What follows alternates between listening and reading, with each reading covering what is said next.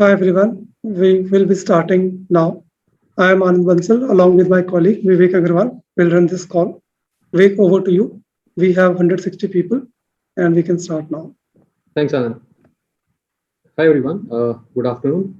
Welcome to Info Edge India Limited Q4 21 and full year 2021 financial results call. As a reminder, all participants' line will be in listen-only mode, and there'll be an opportunity for you to ask questions after the presentation concludes. Should you need any assistance during the conference call, please raise your hand on your screen. Please note that this conference is being recorded. Joining us today from the management side, we have Mr. Sanjeev Bikhchandani, founder and vice chairman, Mr. Hitesh Oberoi, co-promoter and managing director, and Mr. Chintan Thakkar, chief financial officer. Before we begin today, I would like to remind you that some of the statements made today in today's conference call may be forward-looking in nature and may involve risk and uncertainties. Kindly refer to slide number 2 on investor presentation for detailed disclaimer. Now I would like to hand over the conference to Mr. Hitesh for his opening remarks. Thank you, and over to you, Hitesh. Thank you, Vivek, and good evening and a warm welcome to everyone for our fourth quarter and annual results conference call for FY 2021. As always, we'll start with the overall financials and then cover each business in more detail, and then we'll have Q&A towards the end. The audited financial statements and other schedules on segmental billing, revenues, etc., along with the data sheet, have been uploaded on our website, www.infoedge.in. So let's move on to the standalone financials. Billings in Q4 were rupees 415.7 crores, up 25.2% year-on-year. FY21 billings stood at rupees 1150.7 crores, down 9.3% year-on-year. Revenue in Q4 was rupees 290 crores, down 10.2% year-on-year. FY21 revenue stood at 1098.6 crores, down 13.7% year-on-year. Operating expenses, excluding depreciation and amortization for the quarter, were rupees 236.8 crores, up by 4.7%. And for FY21, expenses stood at rupees 821.1 crores, down 5.6% year-on-year. Operating EBITDA for the quarter stood at 53.2 crores versus 96.5 crores last year, a decline of 44.9% year-on-year. And FY21 operating EBITDA stood at rupees 277.5 crores, down from rupees 402.7 crores last year, a decline of 31.1%. Operating EBITDA margins for the quarter stood at 18.3% compared to 29.9% in Q4 of FY20. For FY21, EBITDA margins stood at 25.3% versus 31.6% last year. Cash EBITDA for the quarter, however, rose sharply by 68.3% year-on-year to 179.5 crores. Cash EBITDA for the full year stood at 331.6 crores, down 16.6% year-on-year. Deferred sales revenue stood at rupees 520.8 crores as of 31st March 2021 versus rupees 465.6 crores as of 31st March 2020, an increase of 11.9% year-on-year. And the cash balance in the IEIL group as a whole stands at rupees 3592 crores as of 31st March 2021, as against rupees 1551 crores as of 31st March 2020. Key snapshots for the quarter. Q4 saw a sharp revival in both in terms of traffic and billing across all our verticals. All our operating verticals did very well in Q4. Billings in the recruitment vertical experienced growth across most industry segments, but led especially by IT and IT-enabled services. The growth in the underlying operating metrics signals a strong revival in the recruitment sort of space. In 99acres, traffic grew handsomely in Q4 across all our categories, residential, commercial, and new launches. However, with the onset of the second COVID wave in Q1 2022, we witnessed a sharp drop in 99acres in terms of traffic in April and May. Since then, the traffic has recovered in the month of June. In Jeevansathi, we continue to invest in brand and marketing and user experience. The higher growth rate in both in terms of volume and value gives us the confidence to continue investing in the business for the next few quarters as well. Shiksha traffic gains over the last 18 months are now getting translated into higher revenue growth. We continue to invest in improving both student engagement through comprehensive. We continue to invest in improving student engagement both through comprehensive content and more user-centric product offerings. Moving on to the consolidated financial highlights for the quarter. At the consolidated level, the net sales for the group stood at rupees 296.5 crores versus rupees 327.6 crores from the corresponding quarter of March 20. For the consolidated entity at the total comprehensive income level, there is a gain of rupees 309.4 crores versus rupees 115.2 crores from the corresponding quarter of March 2020. PAT for FY21 at a consolidated level stood at rupees 1408.8 crores versus a loss of rupees 245.7 crores for FY20. This includes an exceptional gain of rupees 1434.2 crores as opposed to a gain of 182 crores last year on account of notional gain arising from fresh infusion by other investors in our JV associate companies such as Zomato and Policybazaar, etc. Moving on to business-wise results, we'll first discuss recruitment. In Q4 2021, recruitment segment billings were at rupees 297.9 crores, up by 22% year-on-year, while revenues were rupees 198.6 crores, a decline of 13.9% year-on-year. Operating EBITDA stood at rupees 99.3 crores, down by 24.3% year-on-year. Margins were at 50% versus 56.9% in Q4 of last year. For the full year as a whole, recruitment billing was down 11.9% to rupees 806.9 crores, while revenue declined by 15% to rupees 771 crores. For the full year, EBITDA margin stood at 55.4% compared to 55.6% in FY20. And cash EBITDA for the quarter, however, in recruitment, for the recruitment business stood at 198.9 crores, up 37% year-on-year. Naukri had a strong, we saw a strong performance in Q4 in recruitment in Naukri India, with 22% year-on-year YOY growth in billings, with March billings growing at 54% year-on-year. Overall, we saw secular growth with an increase in billings in platform usage and the number of customers across most segments, including IT and ITES and consultants, which together account for over 50% of the Naukri India top line. We saw a sharp upswing in job seeker metrics as well on the platform. New CV registrations per day stood at 16,000 per day, a growth of 25% compared to Q4 of last year. Average CV notifications per day also reached a record high of 512,000, a growth of 21% year-on-year and 41% in March 2021.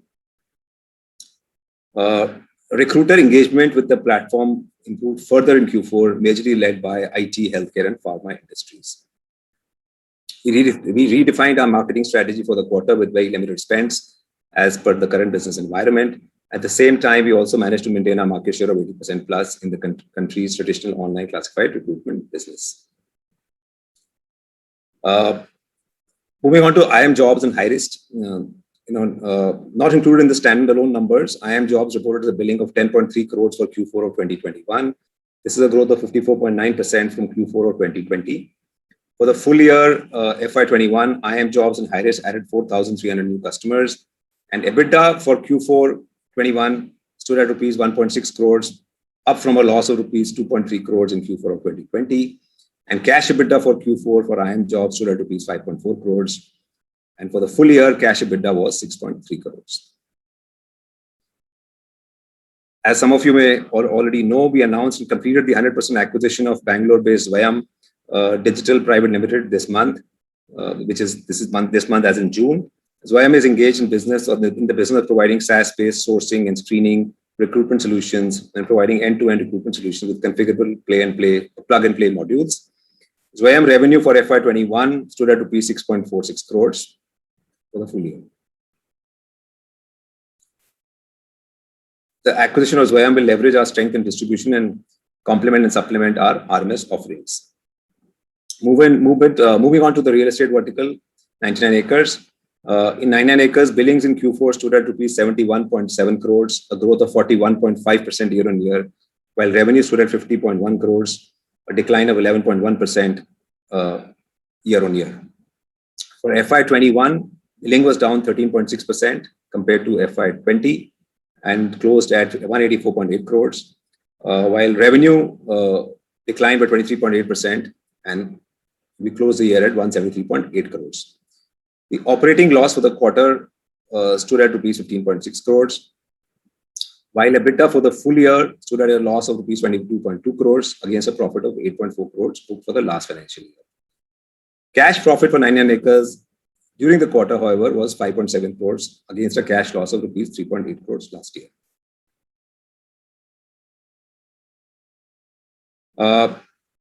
In Q4 in 99acres, new homes, resale, and commercial showed strong sequential business recovery compared to Q3. Rental recovery was a bit muted though. In Q4, our expenses were higher by 20% due to increased brand marketing spends and the launch of a new marketing campaign. Daily fresh owner listings posted on the platform grew 14% year on year in Q4. Recovery in broker listings lagged a little behind recovery in owner listings. All India brand top of mind share continued to be strong, and traffic in Q4 grew 11% quarter on quarter and year on year. And our responses on the platform grew at an average of about 35% in Q4 versus Q4 of last year. Responses meaning inquiries to listings.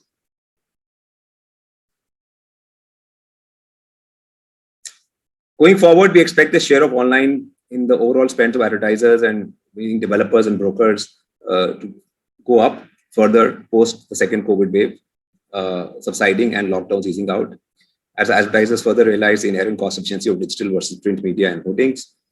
Once the lockdown restrictions are fully removed, we expect to see a broader recovery on all fronts: listings, traffic, inquiries, and revenue. Like I said, April and May were for 99acres were affected because of the lockdown and because of COVID too. Since then, traffic has bounced back in the month of June, but we'll have to wait and see what happens going forward. We continue to invest aggressively in improving our core platform experience in all our businesses, in all our business segment within 99acres to strengthen our competitive position further. Moving on to the matrimony business, Jeevansathi. In Jeevansathi, billings grew 12.2% year on year in Q4 to rupees 26.7 crores, and revenue grew 14.4% year on year to rupees 25.9 crores. Operating EBITDA losses stood at 21.4 crores in Q4 of 21, up from a loss of rupees 18.8 crore last year. FY21 billing grew by 15.2% year on year to rupees 100.4 crores for the full year, up from rupees 87.1 crores in FY20. And revenue grew to 96.9 crores from 84.7 crores in FY20, an increase of 14.4%. FY21 EBITDA stood at a loss. EBITDA loss stood at rupees 95.6 crores against a loss of 63.2 crores in FY20. Cash loss for Jeevansathi during the quarter stood at rupees 21.9 crores, up from a cash loss of 18 crores last year, same quarter. In Q4, growth momentum continued despite a slowdown in March due to rise in COVID cases. The key differentiating features on the platform like online verification, video calling, and video-based online meetups kept driving user engagement, and the app rating on the Google Play Store continued to be one of the best in the category. Jeevansathi continues to consolidate its position as it gets into a position of strength in the Hindi-speaking markets. Moving on to our education vertical, Shiksha.com. In Q4, billings in Shiksha grew 45.1% year on year to 19.4 crores, while revenue grew 16.8% year on year to 15.4 crores. In FY21, billing and revenue grew 12.7% and 6.9% respectively, and stood at rupees 58.6 crores and rupees 57 crores respectively. EBITDA stood at rupees 30 lakhs versus the loss of rupees 1.4 crores in Q4 of 20. Full year 21 operating profit stood at rupees 4.1 crores versus a profit of rupees 1.2 crores in FY20. Cash profit for the quarter stood at rupees 4.3 crores, up from a cash loss of 1.2 crores in Q4 20. We are continuously putting more and more efforts to get more and more relevant content on the platform. Talking about our strategic investments, our investee company Zomato has filed a DRSP with SEBI seeking approval for a proposed IPO. Thank you. That's all from us. We are now ready to take any questions that you may have.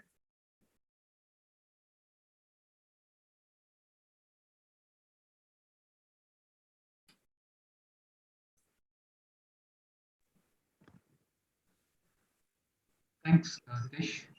We'll now begin Q&A session. Anyone who wishes to ask question may raise your hand on the screen. We'll take your name and announce your turn in the question queue.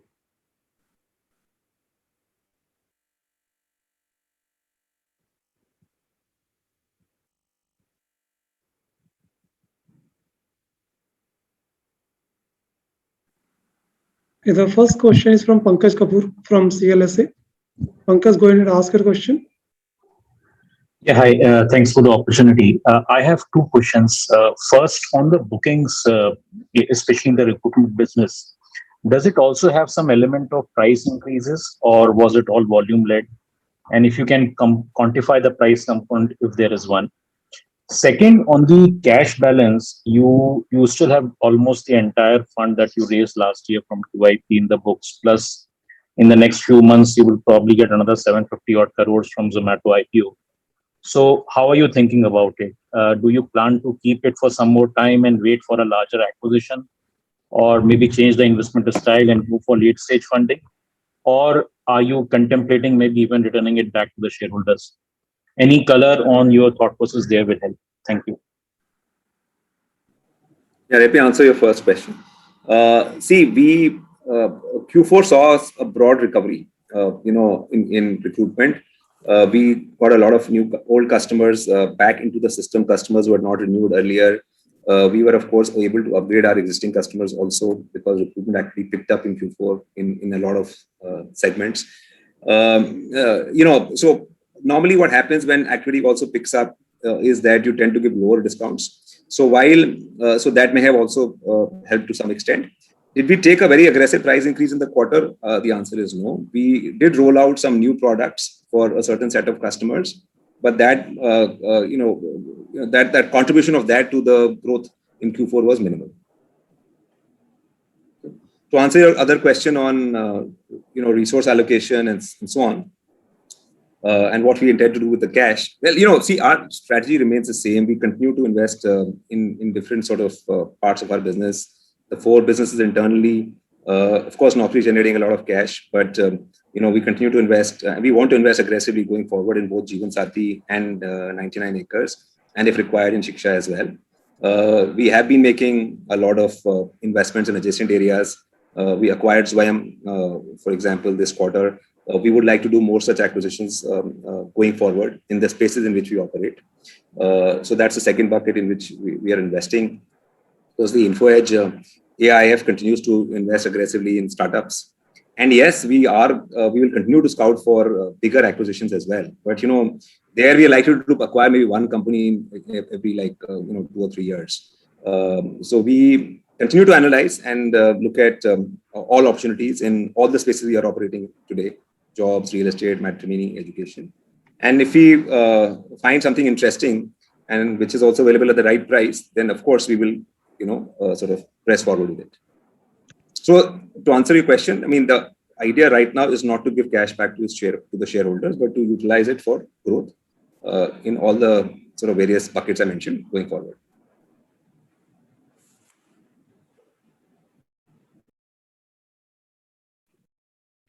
The next question is from Pranav Kshatriya from Edelweiss. Pranav, go ahead and ask your question.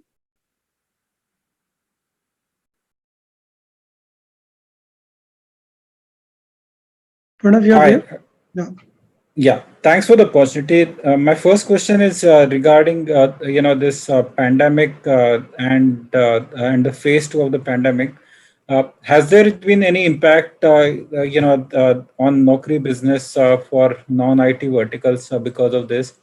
And for other verticals also, if you want to call out for any specific impact which has happened. Yeah.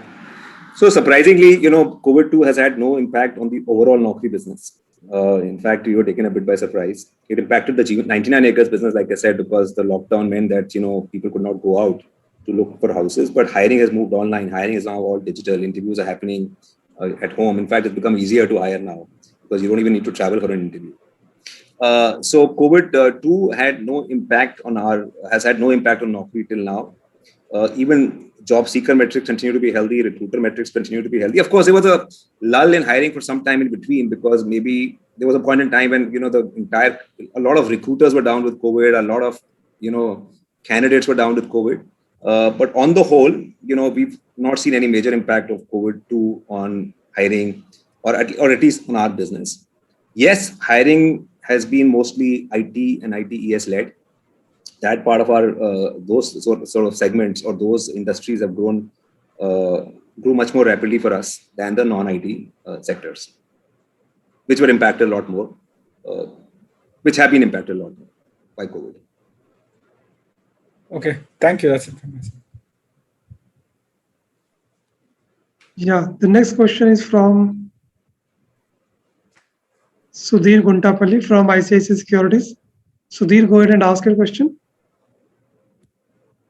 Yeah, thanks, Hitesh. Just just want to check if you want to call out any one-offs or so in employee expenses or other expenses during this quarter, because it looks tad higher than our usual run rate. Well, we gave an increment to some employees in, I think, the second half of last year. So partly it may be that. And partly, see, we were not expecting, the company to do so well in Q4. So almost all our sales teams met and exceeded their targets. So there was maybe a huge variable payout as well in Q4. So that may have accounted for the part of the increase as well. So is it fair to understand? I mean, is it a fair understanding that this would have otherwise been spread out over 4 quarters, and probably it would have gotten accounted for in only 1 quarter? Not over 4 quarters, because see, the salary increase is what it was. I mean, many people in the company got a salary increase, and what you saw. I mean, what is there in our results is only the salary increase for that quarter, and also the variable payout is also fully for that quarter. It's not as if there was a variable payout which was made for the entire year. But yes, because the way our variable pay plan works is that if you exceed your targets, you end up making a lot of variable. So most people must have made 110, 120, 130% of what the target was. On the other hand, in the previous quarters, because most people ended up doing less than their target, they may have ended up with 70, 60, 80% of what was their targeted variable. Yeah, may I just add to that, just to help you understand it better? So when COVID first came in March 2020, right, and the economy virtually shut down, we did not let go of any people in April 2020, but we deferred the increments, right? And those increments were given, I think, in December, if I'm not wrong, if I'm correct. But they were not given a retrospective effect. When were they given, Chintan? December 1st, now we gave. December 1st, and they were paid prospectively, not retrospectively. Yeah. And therefore, that tended to depress the people payouts in the first 9 months of the financial year, because we were unsure what will happen. And when business began to come back, we gave the increments, but prospectively.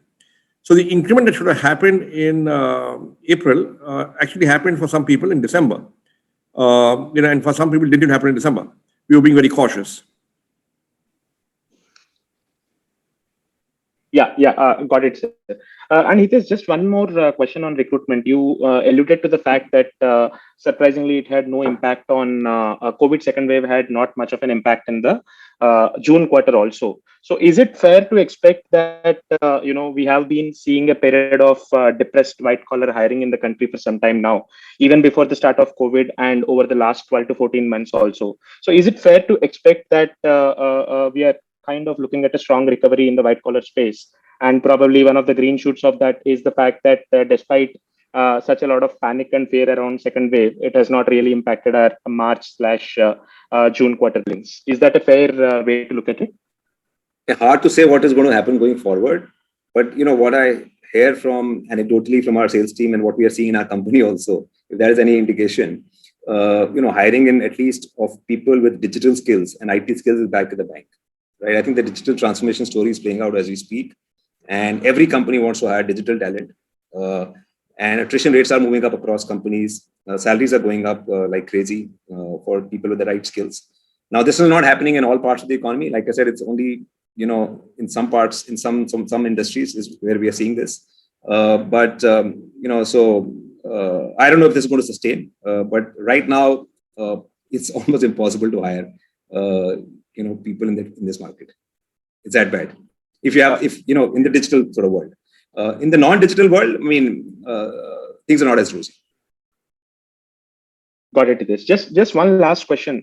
So maybe an extension of one of the previous questions. We already have around 3,600 crore cash on the balance sheet, maybe more than sufficient for any of our future M&A / early stage investment options. So how do we look at the monetization plan from let us say a Zomato listing standpoint? Are we going ahead with that monetization of that stake, or because we already have 3,600 crore kind of cash on the balance sheet, what is the thought process behind monetizing that stake in Zomato at this juncture? Yeah, see, just one point I want to make. See, 3,600 crores is not a lot of money in the digital world anymore, right? You routinely hear of companies in the digital world making $200, $300 million acquisitions every day, right? Of companies you've not even heard of. So I'm just letting you know that if you want to make a big acquisition, this money may not be enough. Now, Sanjeev can talk about what we want to do with this Zomato stake. Sanjeev, you're on mute. Sorry. Look, it's there in the DRHP that we will monetize up to 750 crores worth of stock. We stay with that as of now, up to 750 crores. We will, of course, the RHP that we filed, and let's see what happens there. Sure, sir. Thanks. That's it from my side, and all the best. Next question is from Satvik from Perennial Fund. So Satvik seems dropped out, so I'll take next question.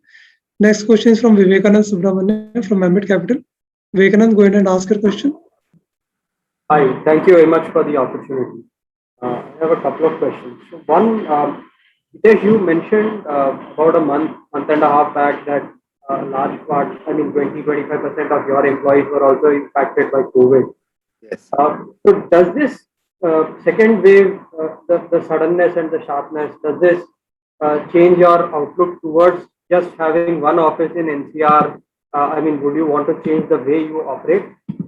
That's question one. Secondly, with respect to the previous question on Zomato, Sanjeev, I heard that you mentioned there is an option to monetize up to 7.5 billion rupees worth of stake. 750 crores, I said.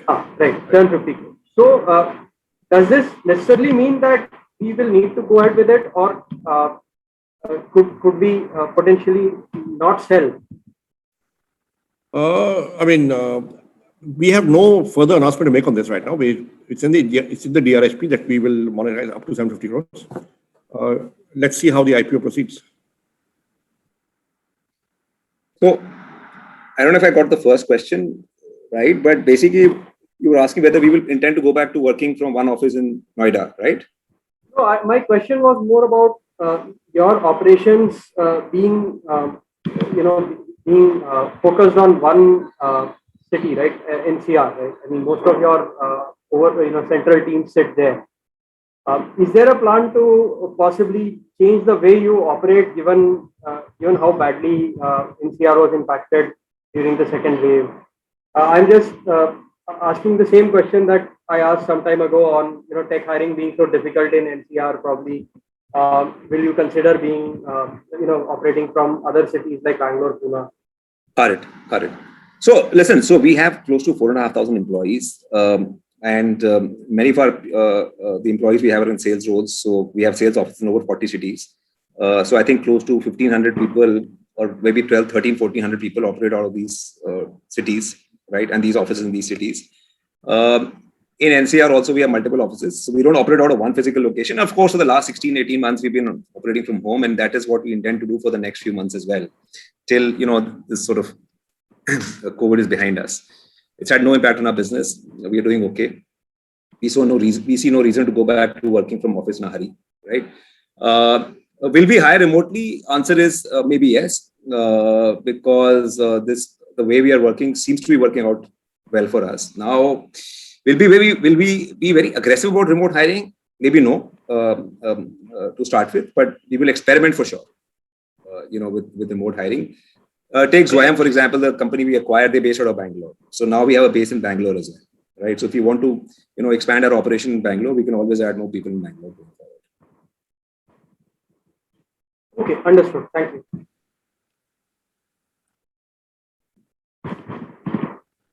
The next question is from Neha Dakhneja. Neha, go ahead and ask your question.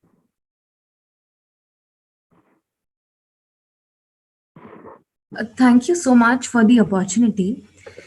So my questions are in line with the online matchmaking business that you have, Jeevan Sathi. So where do you see the business going forward from here? And do you see the business being profitable in the coming years? And what are your current marketing spends? So the plan is to keep growing Jeevan Sathi at 20% plus per annum for the next few years. And now this will require investment, substantial investments in marketing if we have to gain share. So we believe that we'll have to keep investing in the business and mostly in marketing for the next 3-4 years at least. So that's the current plan. I mean, last year we lost 90 crores. Year before last we lost 60 crores. Going forward also we may have to, because the market is very competitive. We are number 2 in the north, but number 3 nationally. If we have to gain share, then we have to match the marketing spends of our competitors, who today are spending 120, 130 crores a year on marketing. So if we have to gain share, we'll have to spend at least that much, if not more. Do you have plans for consolidations in this market, and where do you see yourself? No, it's a 3-player market, unfortunately, and therefore no player makes a lot of money, and we are all fighting each other, and prices are also depressed. Pricing is also depressed. So, ideally, it makes a lot of sense for players to sort of come together. But whether it's doable or whether in the next 1 or 2 years is hard for me to say. I mean, we are open to the idea, but it may or may not be practical and feasible. And will you be on the buying side or the sell? Yes. We would rather buy than sell. Okay. Thank you so much. Thank you. Thank you. Next question is from Krishna from Capital Mind. Krishna, go ahead and ask your question. Yeah, hi. Good evening and thanks for the opportunity. I just have one question. On our balance sheet, we have 2,329 crores categorized as other financial assets. So can you throw some light on what these assets are actually? So these are the FDs lying with the banks more than 1 year with original maturity. So one category is up to 3 months, second is 3 to 12 months, and third category is beyond 1 year. Okay, so these are essentially FDs only. That's right. Cash equivalents. Great. Just and Hitesh, any light on Policybazaar IPO? When can we expect it? Maybe year end or next year? Chintan, you want to take that?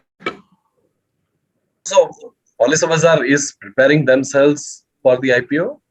When they will have, I think that's a little far off. Board has not really approved any plans, but we can certainly tell you that they are preparing for it.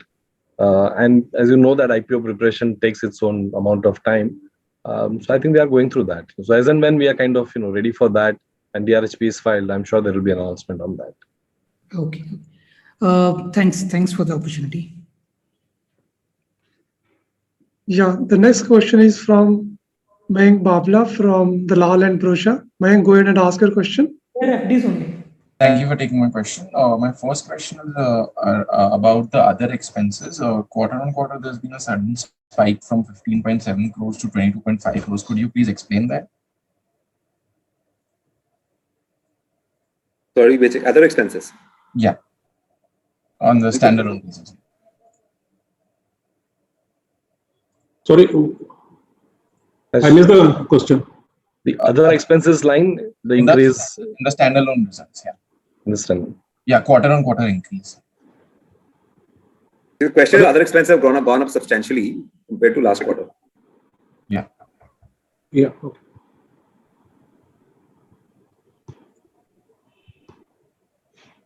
Hello. Yeah, just give us a minute. Yeah. So can I go ahead with the second question to that? Yeah, please go ahead. So Hitesh sir, my question was around like for us, Zomato and Policybazaar, it took 8 to 10 years of patient capital to become so big. over the next, now going ahead over the next 8 to 10 years or 15 years, which segments or which sectors are you seeing potential in, or where you can where you seeing it can be the next Zomato or Policy Bazaar? Sanjeev, you're on mute. May I take that question? So look, we don't do it top down. We don't do sectors. We prefer to see companies and entrepreneurs, and if we like something, we invest in it. So we like to see what's bubbling up. We do it bottom up. We believe that's the best way to invest, as opposed to pre-deciding, hey, we've got 4 classified sectors. We don't have automobile. We got to do it. That's not the way we do it. Okay. And Now, if I talk about companies that are promising, I think in the direct investments that Info Edge has made from its balance sheet or its subsidiary balance sheets, there are, I think, 2 or 3 companies that are looking promising, right? But of course, they are much smaller and much less valuable than Zomato and Policy Bazaar right now. So these would be a Gramophone, a Shop Kirana, a Shipsy, a business, right? We are hopeful that 1 or 2 more may emerge, which will be really valuable. But look, with early stage, you can't say for sure. We would love all 5 or 6 to make it, but our past experience tells us that look, if you've got 6 promising, in all likelihood, not all 6 will make it. So wait and watch, and we continue to support, continue to invest, continue to work with them. As far as the AIF portfolio is concerned, that's very new. So it's too early. It's still emerging. But yeah, we've got some promising investments there also, but it's emerging. As far as the investments in the strategic spaces are concerned, which is investments in jobs, in real estate, in matrimony, and in education classifieds, the consideration there is not necessarily to build unicorns, or invest in unicorns and have this great financial upside there. I think a big part of that intent would be to complete your offering, to build your moat, to tackle a new segment. And so you've got to look at it from that strategic prism. So for example, the Zomato acquisition, on its own may or may not become a unicorn or a separate business, but does it complete the offering of Naukri? For example, does it make your job listings product much more useful because it's enterprise response management service? Maybe it does. What does iimjobs do? Does it complete a gap in your portfolio? Yes, it probably does. Now, will it become a 1,000 crore business on its own? May not be. But does it cover a gap in the market which builds a moat around Naukri? Answer is yes, possibly. Right. So the prism for evaluating strategic investments is different from merely valuations. Okay. Thank you, sir. And other expenses have increased because of CSR spend, which has increased, and also for bad debts, basically, primarily. Okay. Thank you so much. Thank you. The next question is from Kaushal Shah. Kaushal, go ahead and ask your question.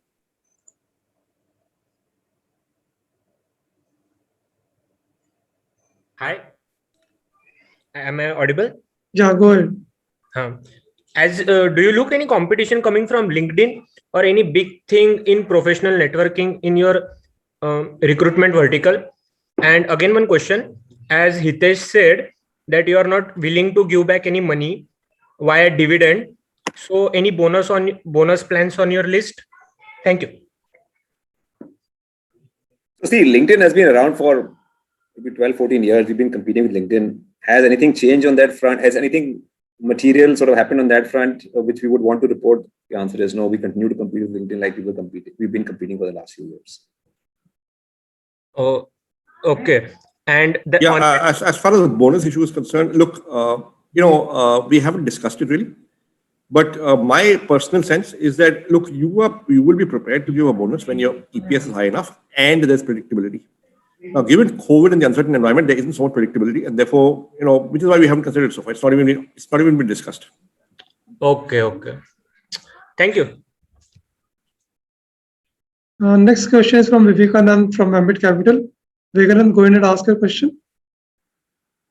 Yeah, hi. Thank you for the follow-up opportunity.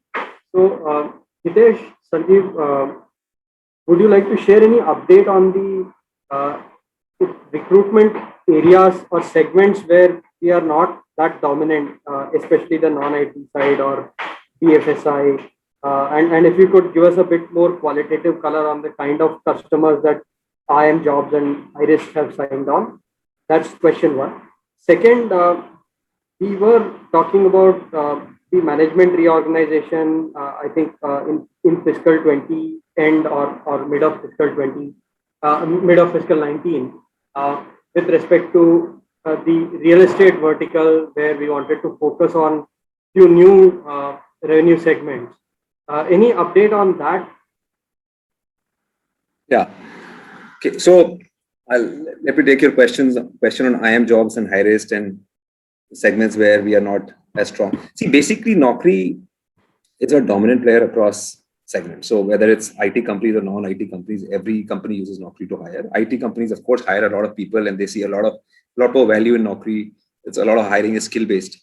But where Naukri and where LinkedIn comes in is where LinkedIn is sort of used for more passive hiring, of hiring of seekers who are not looking for a job, where Naukri used to be used more for active job seeker hiring or of job seekers who are looking for jobs. And that continues to be the case. Now, where iimjobs made some inroads was in management hiring. So hiring of, management graduates from good institutions, premier institutions, which companies like, for example, if you take some of the top companies in India, they hire a lot of, they go to the best sort of these schools, they hire from those schools, they do a lot of campus hiring. They hire very high quality talent from the IIMs, from, the other sort of good business schools. And that's where Naukri was lagging a bit, because see, while Naukri had all these jobs and they had all these job seekers, some of because we had a lot of them, the premium guys were getting lost, right, on the platform. And iimjobs had built a good brand in this segment. So we managed to use iimjobs to get a lot of these customers who are not using Naukri aggressively for hiring this kind of talent into our fold, right? That's been the effort till now.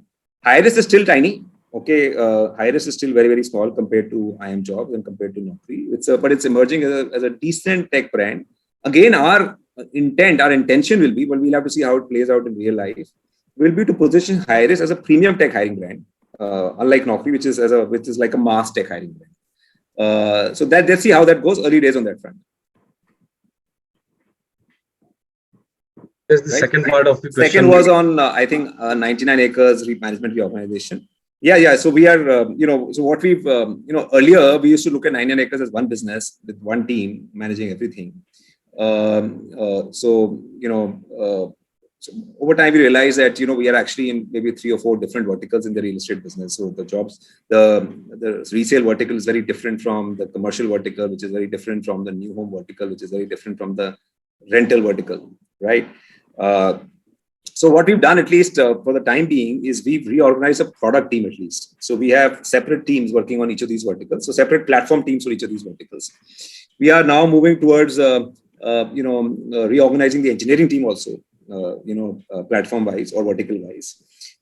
Right now, we have one sales team which sells to all our customers, but there also we have, separated out the new home piece to a large extent, so that we have a separate set of people who work on, customers who sell new homes, right? So it's largely done. We are 60-70% there. We continue to, of course, have one brand, 99acres. We are not launching separate brands right now. That's not the intent, but that's where we are on that journey. Thanks a lot. Any comments on the debate? This is a perennial debate with respect to 99acres. The debate between remaining a classified player and a full stack operation. And secondly, do you have anything to report in respect to the collaboration with some of the investees that operate in the same area? You had made those investments a couple of years ago. Yeah. So, full stack versus classified. See, of course, classified is our core business, and we are primarily a listing and marketing platform. And that's where 95%, 98% of revenue comes from today. About maybe 1 or 2% of our revenue today comes from services we provide to owners, right? And yes, the plan is to grow this piece over time, faster if possible, to provide more and more assisted services to owners. Are we looking to go the whole hog and become brokers? Definitely not in the resale segment. Definitely not in the rental segment. Right? I mean, that's not the current plan. Could we invest in companies outside which do stuff like this? Maybe we could, but that's. Maybe we experimented with Allcheck Deals a few years ago, and we then shut it down. So Allcheck Deals was supposed to be like a channel partner for selling new homes. It did not work out for us at that point in time. Could we revisit that idea? Maybe we could at some point in time. Let's see how it evolves. Not saying no. We've invested, like you said, we've invested in a couple of startups in the real estate space outside. Teal is one of them. It's a real estate analytics company. We're trying out some integration with Teal right now in 99acres, early days. So nothing much to report on that front.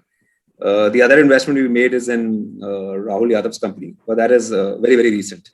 So again, not much to report on that front. Thank you very much.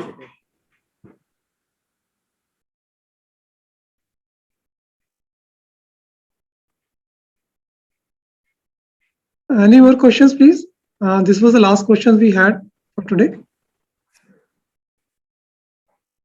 The next question is from Hari. Hari, go ahead and ask your question. Hello, sir. Thank you for taking my question. My question is on Jeevansathi. So this year we have, I think, burnt 93 crores last year. So we burnt 65 crores. And I think if we sum up for the last 5 years, I think we have burnt around 220 or 230 odd crores. So I was just wondering, from the outside in, it doesn't seem like a super exciting market that's growing very quickly. So what is that we are seeing in this market that we are continuing to invest so much money here? Well, see, we are a reasonably strong player now in the north. We are a strong number 2 in the Hindi belt. We have close to 40% share. Why we are spending this much money right now is to gain share, right? And we've gained share over the last few years. We believe that if we keep investing this kind of money for the next 2-3 years, we become a leader in the north. And hopefully at some point in time there'll be consolidation in the space. So that's the idea right now. Why are we spending this much money? Because our competition is also spending a lot of money. So we are also forced to spend. It's a competitive market. If we don't, then of course, then it's like exiting the market. But I do believe that this market can continue to grow at 15-20% per annum, or 15-17% per annum for the next few years. It's not, and if there was to ever be consolidation in the space, then the margins also could be healthy, for the players who are left in the business. I understood. That's super helpful. Thank you. Next question is from Swapnil from JM Financial. Swapnil, go ahead and ask your question.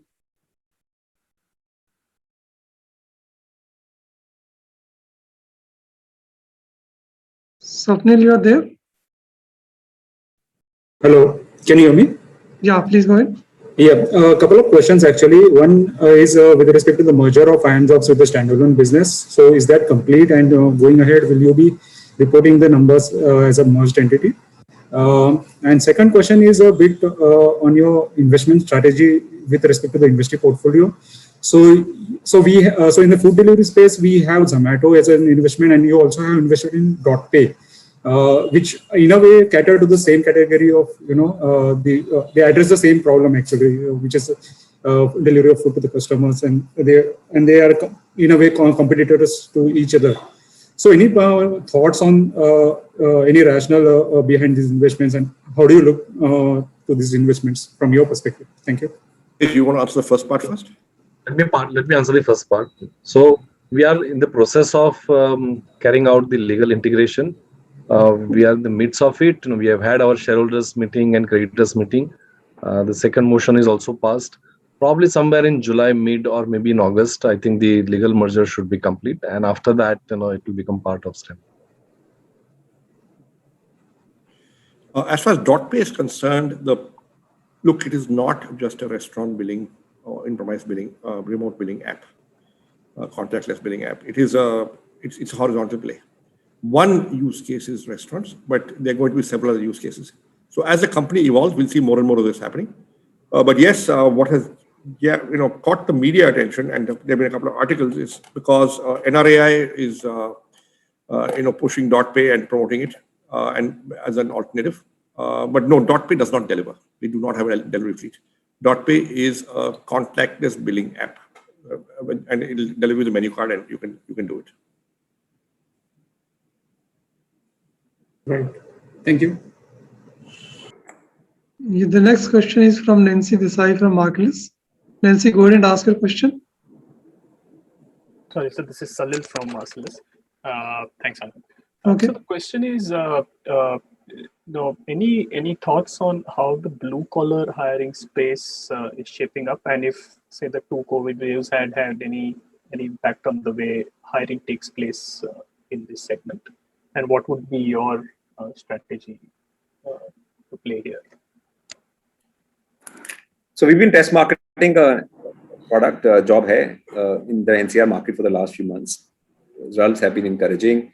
Early days, but clearly what has changed in the last few years is that everybody has a smartphone, and as people have become digitally savvy. So it's very easy to get job seekers in the blue collar space onto your app, onto your platform. The harder part is actually getting the SMEs to use the platform to hire, which is what we've been working on. But I think that will also sort of become easier. Once, SMEs also start digitizing, that will also become easier. So I think fundamentally, now, is there a viable business there? Is it possible to make money? Time will tell. But yes, I think the market is ready for blue collar hiring. I mean, for a blue collar business now. Of course, there's a lot of competition. But like I said, we've sort of been test marketing in Delhi, NCR. We are happy with the results. Right now, we're not focusing on revenue. We're basically trying to get the product market fit right. And once we are confident, then we will roll it out nationally as well, which I expect to happen over the next few months. And just to clarify, you're saying the supply side is fine. Is the demand side that is where the problem is? Or yes. Okay. So that's an interesting problem to handle. I mean, yeah. It's a better problem. Okay, great. Thanks a lot. Thanks. Yeah, the next question is from Manik Jagtiani. Please go ahead and ask your question, Manik. Hi, good evening. It's very nice to talk to all of you again. There was just a small question. It's probably a little off the real subject. There's the whole retail market of a lot of investors who would like to invest in Info Edge, but it's at 5,000 rupees. It's not really within the reach of a whole lot of retail investors. So has there been any plan, or is there any idea at all that you would like to split the stock and make it more accessible to the broader market? Okay, we haven't discussed this, but look, thank you for the suggestion. We will certainly at least discuss it. I'm not saying we'll do it, but at least we'll discuss it. Whether it's a bonus or it's a stock split, we'll have to just figure out, or maybe do nothing. Let's see. But thank you for the suggestion. Thank you. Thank you. Next question is from Arnav Kapoor. Arnav, go ahead and ask your question. Thank you. Can you hear me? Yeah. Thanks for the opportunity. I just wanted to understand, given that we have so many B2C and also B2B businesses, and given the trend around, super app, which has been working in China, and many corporates and large corporates in India trying to replicate, given that, we work on the spectrum of, basically the entire life cycle of a human being, do you see an opportunity to integrate them, even though their investments in different companies and strategic investments, and some of them are our own, to build that kind of an ecosystem where, you are able to monetize, leverage, cross-sell, upsell across the various businesses? That's it. Thank you. No, I mean, to answer your question, there is no such plan. We don't think, given the nature of our businesses, which are sort of, life events actually in the lives of most people, it's not as if people are on our platform every day of their lives, or on one of our platforms every day. We don't think they sort of lend themselves to the idea of a super app. And we would therefore rather sort of let each business figure out its own strategy rather than distract them and sort of get them to work, together, at the back end. So, we've discussed this several times in the past, but it's not on the agenda. And by the way, in my view, it's very, very hard to build a super app. For anybody, not just for us. Oh, thanks. I totally agree. I mean, there could be just opportunities in cross-selling, like in insurance and other things which you can come from building a database. Thanks so much. The other question was answered on. Actually, I just commented that. See, in the past, we also thought, you can sell, in your resume form in Naukri who's single, who's married, because you pick up that data. So maybe you can sell Jeevan Sathi services. But when we actually had to promote it, when we acquired Jeevan Sathi first, right, and we tried to promote it, people got mad at us. So although we're technically allowed to do it, we have the rights, we stopped doing it. The truth is, when you're looking for a job, you're not looking for a house and you're not looking for a spouse. It's about, even though your demographic may be the same, and it's about what you're looking for when you're looking for it. So, so cross-selling is harder than it sounds, is what we have learned.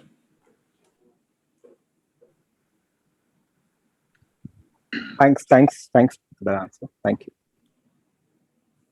So in case there are more questions, please raise your hand. That was the last for the moment.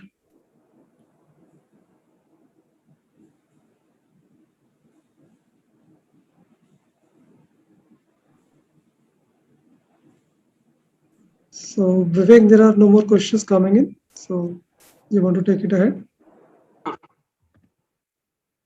So on behalf of InfoEdge, we conclude this. One question has come, sorry. So I may take it that, yeah.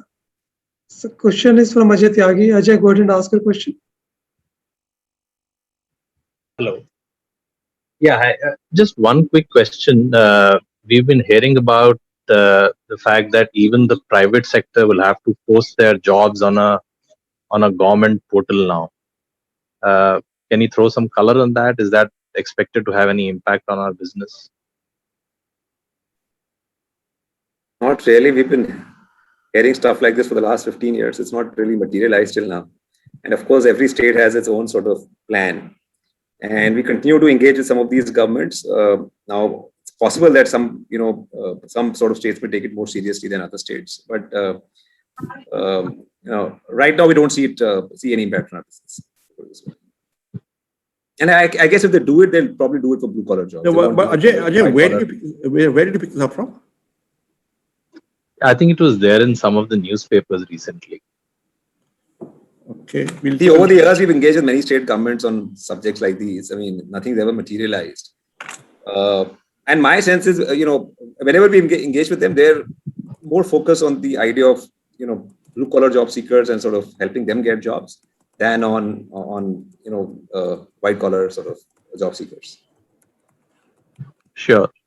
No, it was I think in one of the dailies. Maybe Sanjeev, I'll forward that to you just to see if it's again thanks so much. One of those things which has been happening on and off, or is there anything more tangible? See, actually, in many states, there already is a law that if you have any vacancy, it's mandatory to notify the local employment exchange. But nobody does it because they don't see too much value in doing it, and the government does not go after them. So that seems to be an archaic provision, which is there but is not used or implemented. But different states are different, and who knows? Tomorrow's a new day. And by the way, in the past, we've also helped state governments put some of these platforms together. I don't want to name them, but we worked with a couple of them to sort of help them also. But for some reason, these things have never taken off. Right. Sure. Thanks. We have one more question from Zara, Fed Vintage. Zara, go ahead and ask your question.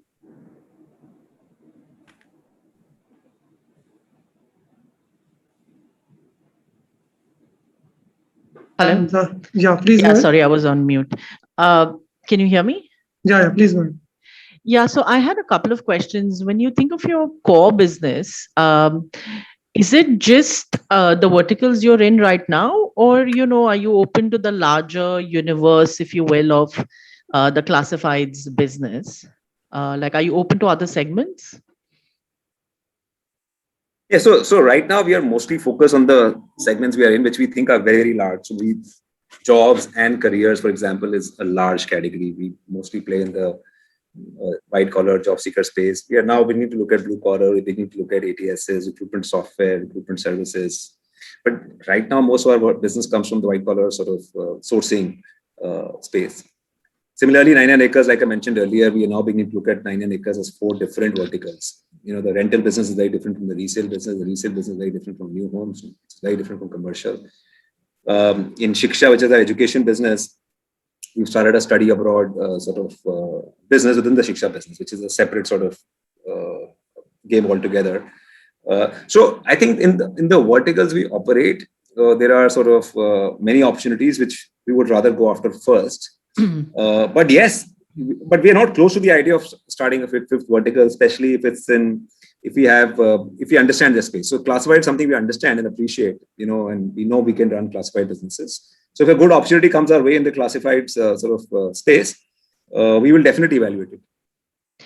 So if you were looking at it, when you say that's your that's your specialized skill, if you will, how does that actually translate for a new space, if at all it had to? Like, if you were looking at a space, what are the sort of necessary conditions, if you will, for a classifieds business to succeed? Because some of these. Sorry, go on. Sorry, do you want to complete your question? No, because some of the business, in fact, most of the businesses that you're in your classified space, they are growing at a certain scale, at a certain rate, if you will, and they've always been sort of markets of scale, right? But it's not like you're able to rush the pace of growth beyond a point. And organic and a nice, slow and steady, not slow, but like relatively speaking, compared to the size, it has been your style forever. So I'm just sort of, trying to understand just that. And, is it inherent in the nature of classifieds for it to not be pushed to grow beyond a point? And also, like I said, what would be the necessary conditions, if you will, when looking at another space? So every category is different. So let's take jobs, for example. Now, if India starts growing at whatever, 7-8% per annum for the next few years, the Naukri business could start growing at 30-40% per annum, right? We are already seeing that kind of growth, for example, in IT, right? Because IT markets are hot right now. Right. So, it's not as if classifieds business cannot grow at... No. Yeah, I've been sort of tracking your company since you listed at some level. So I understand that. I'm just sort of, trying to sort of understand, you can... It does not constrain your ability to grow in other areas, is what I'm trying to get at. And therefore, if you're looking at other markets. So we are not, we are not actively considering entering other sort of verticals right now. Like I said, we are more focused on entering adjacent verticals, adjacent to the ones we already operate in right now. So we would rather do a careers platform than do a car portal. We would rather do, spend more time and money on building a rental platform inside 99acres than something else. So when you say then, why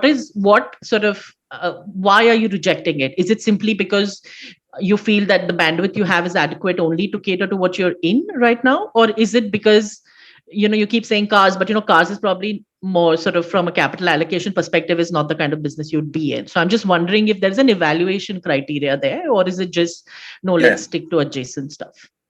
No. So we are not, like I said, we're not close to the idea. But see, 2 or 3 things have to happen, have to sort of be in place before we start a fifth vertical. One is that, the market should be large, addressable market should be large. We don't want to enter into too many small markets. 2, we don't want to have, it's very, very hard to displace an incumbent, if the incumbent is already very, very strong. So we would not want to enter markets where there are strong sort of players already, right? Okay. And any space we enter into, we should have something unique to offer to the customer.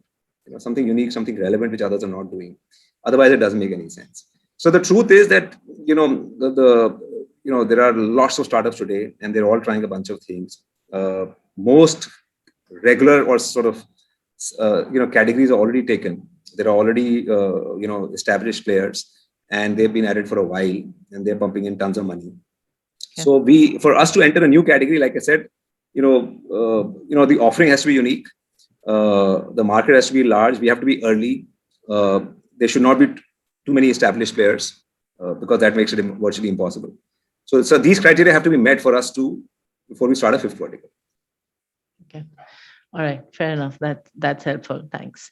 And just on the other side, on the investment, the AIF fund, or uh, just wondering if this is. I know it's again very early days, and you've talked about how you need patient capital and it takes 10 years to build a business. But are you all really looking at possibly having a venture fund business as a vertical sometime in the future? Well, 8 years out? Look, the AIF is a venture fund business. It's just that we only got two LPs. Okay. Sorry. So we only got two LPs. That's Info Edge and Temasek. Right. Right. But is that we are as of now, the thinking is that we are unlikely to go down the path of raising larger and larger funds with 20 LPs and 10 LPs and 30 LPs. We're happy with one like-minded LP, in addition to Info Edge, where both are patient, both are perpetual capital, and both have a long-term view in India. So, see, if you look at historically, exits in early-stage investments in India have been hard and difficult. So, if you leave out Flipkart, strategic sales have not happened at any kind of valuation which will give investors a lot of joy and will return the whole fund or something. Right? That doesn't happen. right? And from early stage, from first check to IPO, often takes 12, 13, 15 years. Right. We were the fastest at 6 years, and we were good and lucky. I think Make My Trip took 10 years. I think Just Dial would have taken about 17, 18, 20 years. I think India Mart took about maybe 20 years. I think Matrimony took 20 years. So, you've got to have really patient capital. Now, if your regular venture fund is 8 plus 2 years, it doesn't cover the distance from first check to IPO. And therefore, venture funds in India, very many of them have had a hard time, if they invest early stage, in getting great exits. And that's not so easy, which is why our fund is 12 plus 2 years. And which is why our fund only has two LPs, and both have a long-term view in India. So tomorrow, if you don't want to exit at the end of 14 years, you can just devolve the shares to the LPs if the assets are good. Yeah, no, I get that, Sanjeev. But I just wanted to know if what happens 5 years later, or just what is the if at all there is, or this is still just the first fund and you will see how it plays out, or is there some kind of within the framework that you've created in terms of 8 plus 2 is not enough, and so on your terms, but is there an intent to then venture into that space, or is it always Well, going to we be? have already ventured into the space. No, I mean in terms of growth. Yeah, well, look. The intent is obviously we will like to do more funds should the experience be good. Okay, all right, fair enough. All right, thank you. That's it from my end. Thanks. The next question is from Arpit Shah from Stallion. Arpit, go ahead and ask your question. Hello, sir. This is Amit Jiswani here for Arpit Shah. So my question is about the reinvestment. We're sitting on 3,000 crores of cash on books, and we've not been able to reinvest. The opportunity, Corona is now coming to an end, hopefully, and yet we're not able to reinvest the cash flows.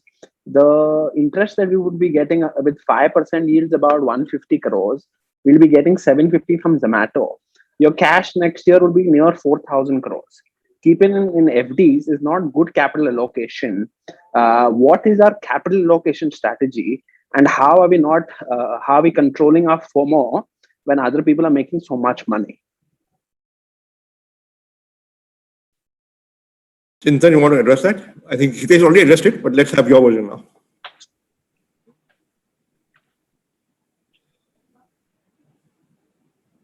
So look, cash has always been central to our strategy, right? We can use it as a defensive strategy. We can also use it as an offensive strategy. Last year, when we went ahead and did the QIP, the thinking about raising money, about trying to do an inorganic growth has always been there in past 2-3 years inside the organization. We have been thinking about it. We have been preparing ourselves for it, right? And accordingly, it was not so much about COVID, but that thinking was already there. So we went ahead and we raised money. And we are still open. We have kind of sent out the messages saying that yes, we do want to look at the large acquisition if that happens in any of the 4 verticals that we operate in, we are happy to look at it.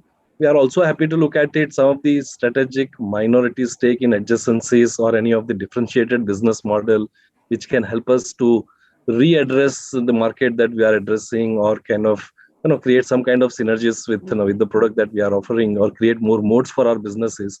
We are open to look at that as well. Now, as you know that this type of strategic investments or acquisition does take time, and we have been saying that we need to be patient about it.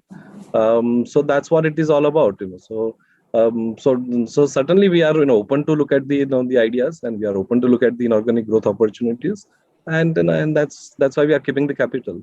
You can turn it off.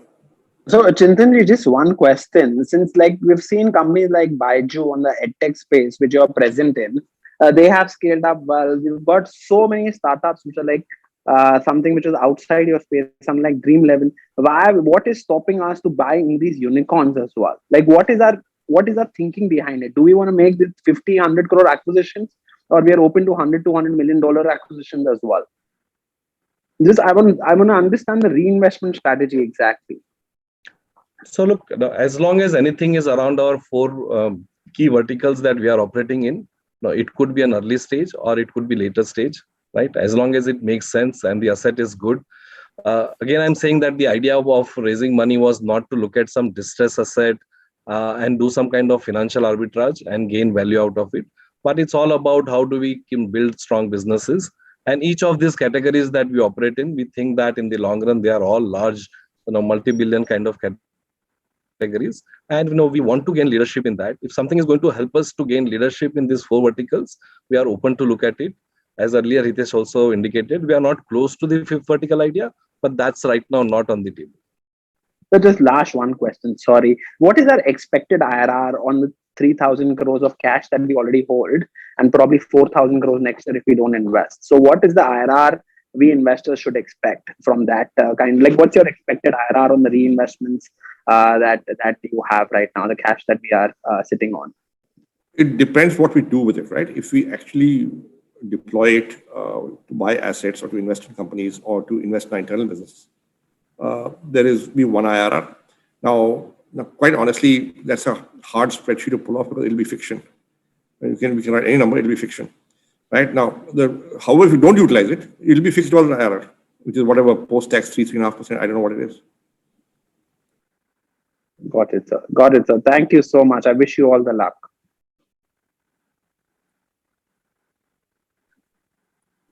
So that was the last after a gap of many questions. So we may wait for a minute or so in case there are any questions, else we'll wrap it up. Yeah.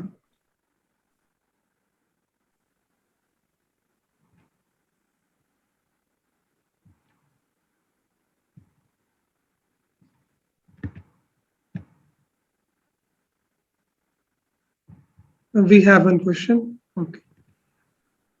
So next question is from Anirudh. Anirudh, go ahead and ask your question. Yeah, I just wanted to check. Do you have anything in the healthcare vertical? Look, we have invested in one company called MedCords from the balance sheet, which is into rural healthcare. We keep looking at healthcare, but healthcare, it's a hard business model. Most business models in healthcare, we're still trying to figure out how they'll make money, how will they be financially viable. And when we see something good, we'll do it. So it's not as if we are close to it, but we haven't made a big deep foray into healthcare just yet. Thank you.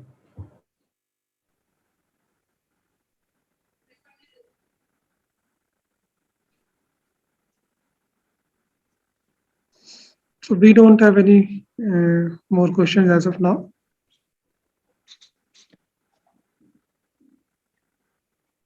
I'd like to add one more thing. We have also made an investment from the AIF in a company called TrueMeds, healthcare, it's a pharmaceutical distribution company. So with this last question, on behalf of InfoEdge, we conclude this conference. Thank you everyone for joining in. You may now disconnect your lines. Thank you so much. Bye-bye. Thank you, everyone, and have a good evening. Thank you.